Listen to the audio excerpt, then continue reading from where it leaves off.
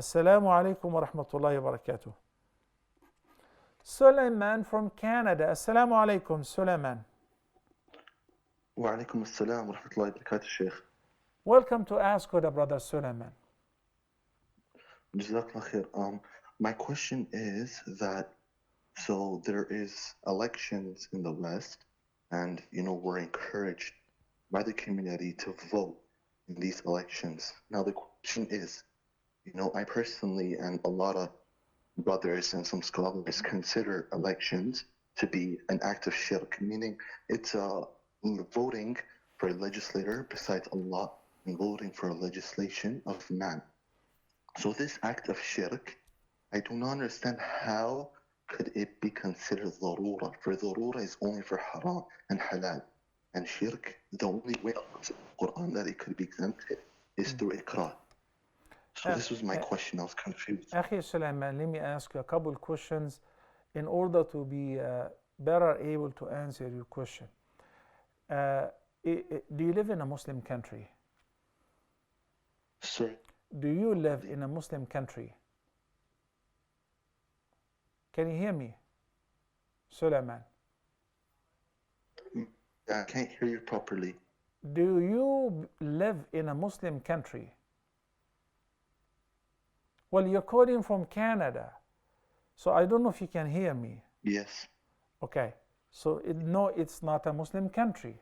It is not a Muslim government.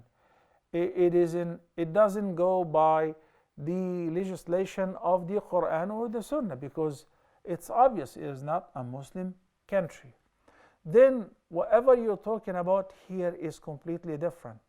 Voting or not voting depends on if your vote will affect the fate of the Muslim community in this non-Muslim society. The person would serve your cause better.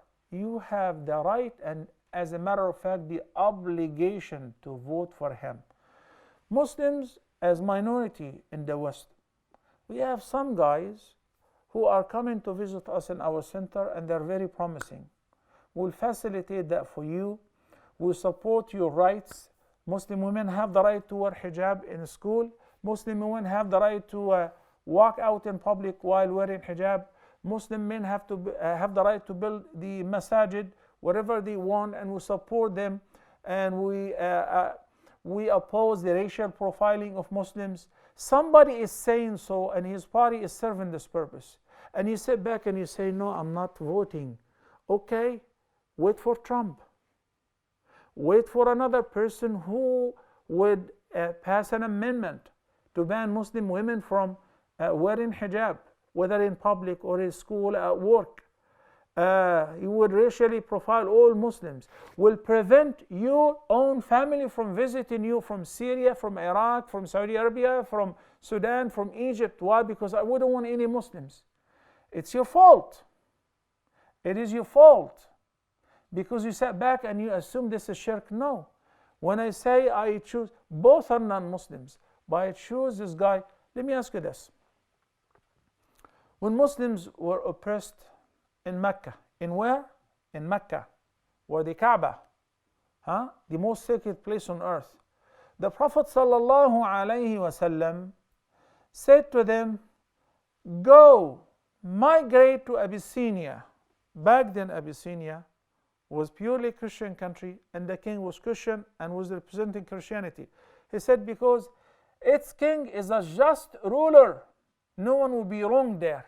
This is what we're looking for. This is what we're looking for. We're looking for the just ruler, even if he's not Muslim. Do you think in the Muslim countries they rule by the Sharia? Do they? If we have the right to choose our ruler, our president, or our king, would put our conditions. We want somebody who would rule according to the deen and would teach us the deen. But that is not even happening in Muslim countries. So in non-Muslim societies, whenever you have the chance to give your vote to somebody who is promising, or you guys have an experience with him, or you know what? If we have a terrible guy and one who is less terrible than him, a lesser harm, أخف ضررين, أخف الضررين. May Allah guide us what is best. So I am advising you, Sulaiman, to take part in that, and this is not an act of shirk, trust me. I'm not living in Canada. I'm just telling you what I know, what I believe in. Wallahu ta'ala a'la wa a'lam.